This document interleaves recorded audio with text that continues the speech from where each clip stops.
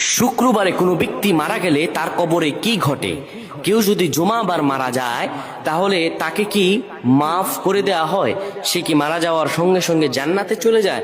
আসলে শুক্রবারে কেউ মারা গেলে তার সঙ্গে কবরে কি ঘটে, এই নিয়ে আমাদের সমাজে প্রশ্ন অহরহ রয়েছে। আসলেই কি তাই? আল্লাহ তাআলা কি বলেন এ ব্যাপারে? রব্বুল আলামিন জুমাবারকে এত মূল্যায়ন করলেন, এত সম্মান দিলেন, এত মর্যাদা দিলেন। এই দিন সম্পর্কে আমার আল্লাহ একটা সূরা নাজিল করে দিলেন, 62 নাম্বার সূরা।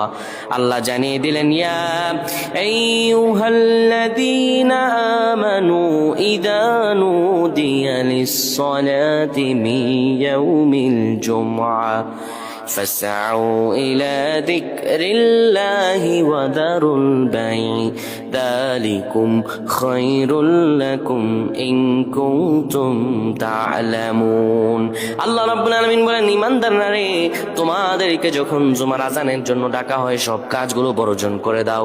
এটা বড় মূল্যবান দিন, এটি বড় বরকতপূর্ণ দিন। এই জুমাবারে কেউ যদি মারা যায় আল্লাহ তার গুনাহ মাফ করে জান্নাত দিবেন, বিষয়টা এমন নয়।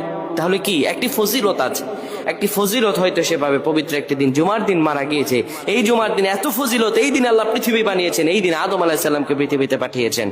তাই জুমার দিন কেউ মারা গেলে একদম নিষ্পাপ হয়ে যায়, ব্যাপারটা এটা ঠিক নয়।